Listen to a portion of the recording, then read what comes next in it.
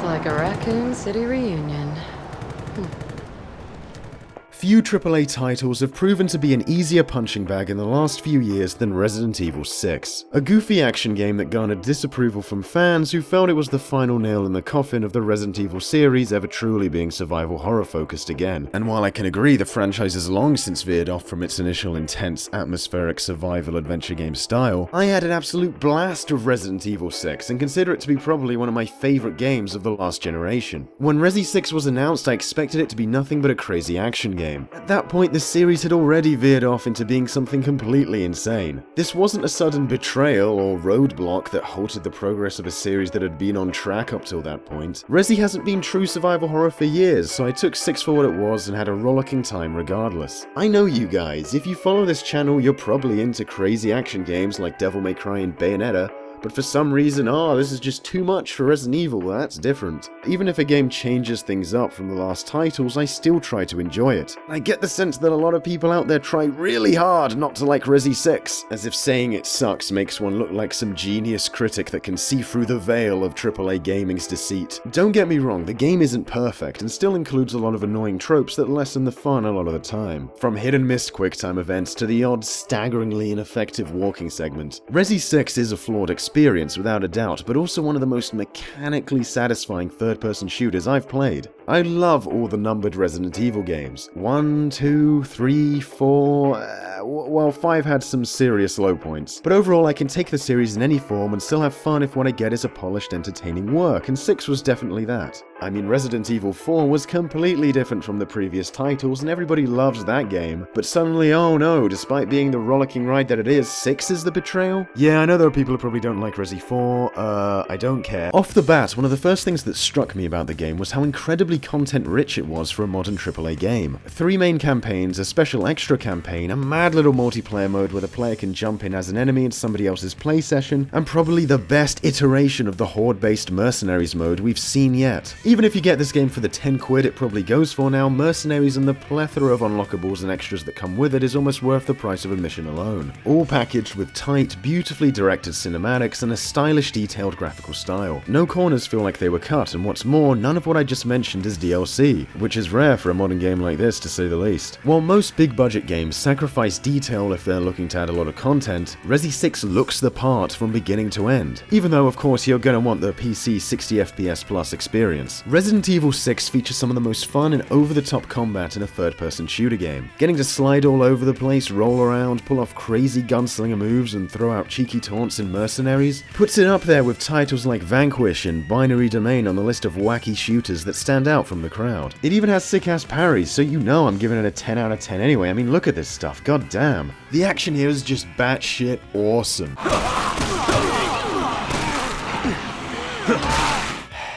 There are actually, people who don't like this game. Each campaign offers a slightly different experience, but all of them provide a bevy of madball moments and monsters that kept me guessing right up until the end. Resident Evil 6 feels like it's playing tribute to a lot of the major settings and themes that permeate the series. Seeing completely out of control, blockbuster reinterpretations of my favourite moments from the franchise was an awesome time. It helps that no character archetype is more likable than American as portrayed by Japanese writer, so I had a grin from beginning to end.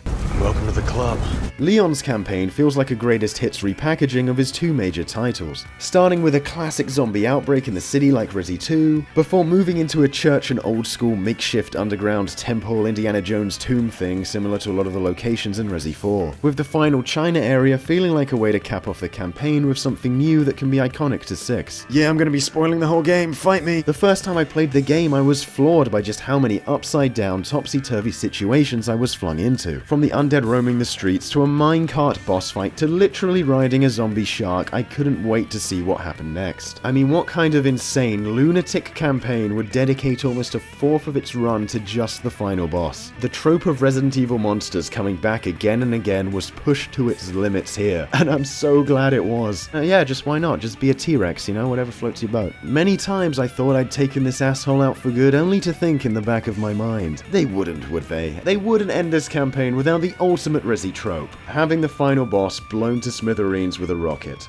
So when I got to the top of that helipad after that endless tug of war and saw before me that cheeky rocket launcher, all I had to say was rock the fuck on, Resi 6. Jake's campaign was another shock to the system, as the guy is darting around kung fu fighting dudes with mad-ass demon powers, while Cutie Pie Sherry rocks that CG-ass perfection in the background. The campaign has some low points and some high points, but Jake's got mad charisma. It's always something with women!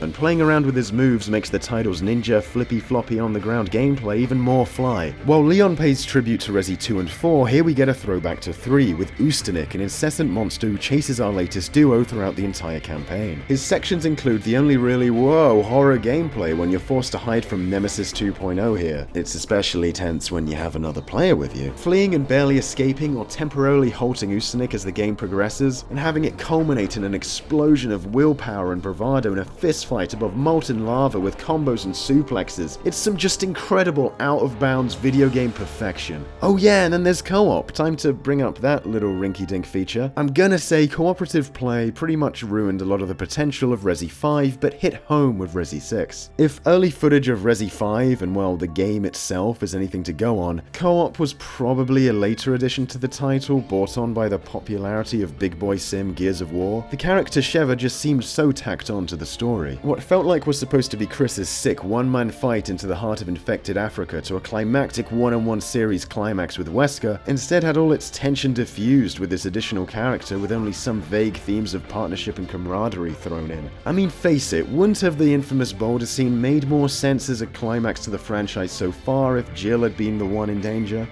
Yeah. On the other hand, Resi 6 feels built ground up for co-op play. And while you're never gonna get the spook level a solo adventure brings in the main 3 campaigns, here the story feels a lot more prepped for it. Jake and Sherry's story being the highlight. The kids of 2 series villains teaming up, surviving together and growing closer. Much more impactful than, I guess I'm here to stop that bad guy, boom! By the end, the way they put a stop to the final boss with the power of love is some A+ legendary you just stuck the landing perfect moment that was made even better by cooperative play.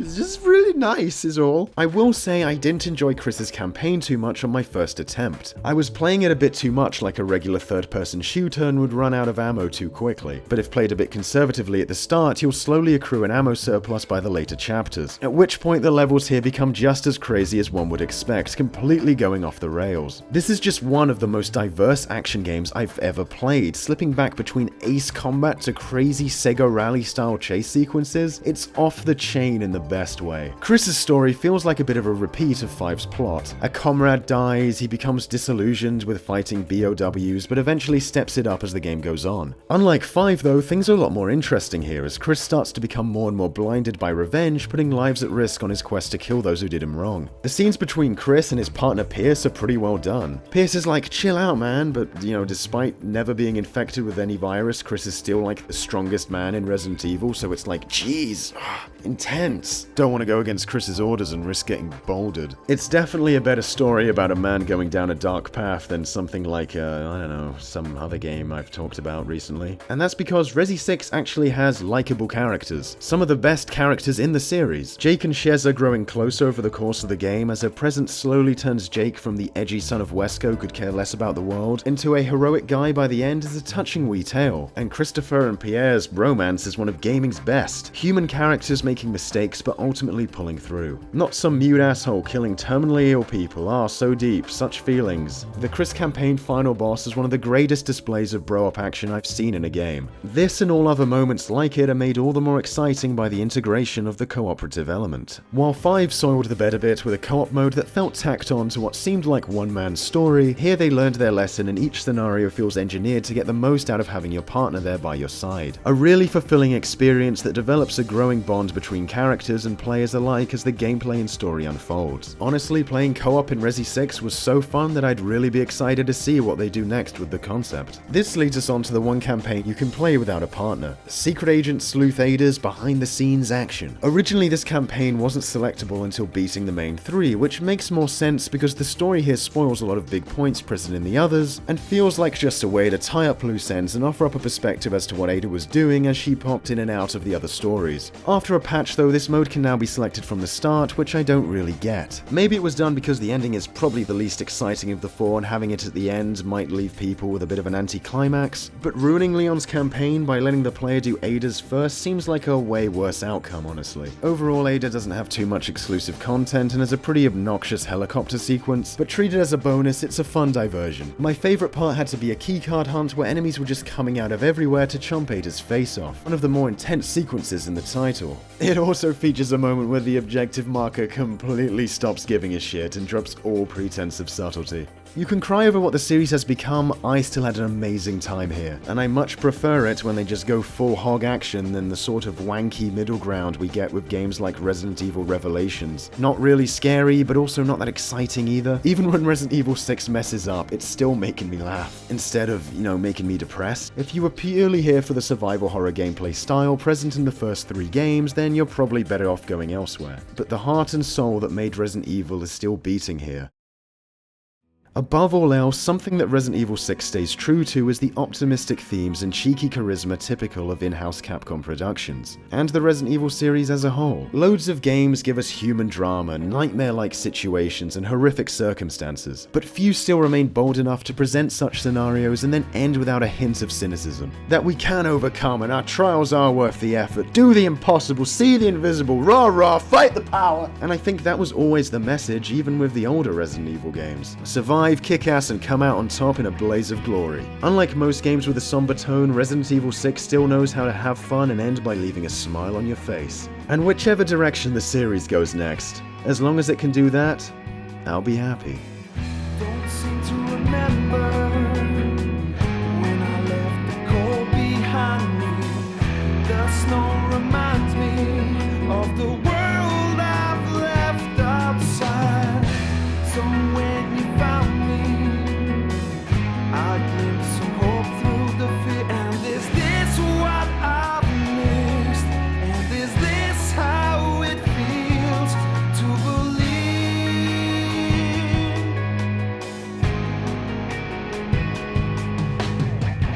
You believed in my heart's desire. You believed I could walk through fire. You showed me just how strong I was at my best. You saved me. You know that, don't you?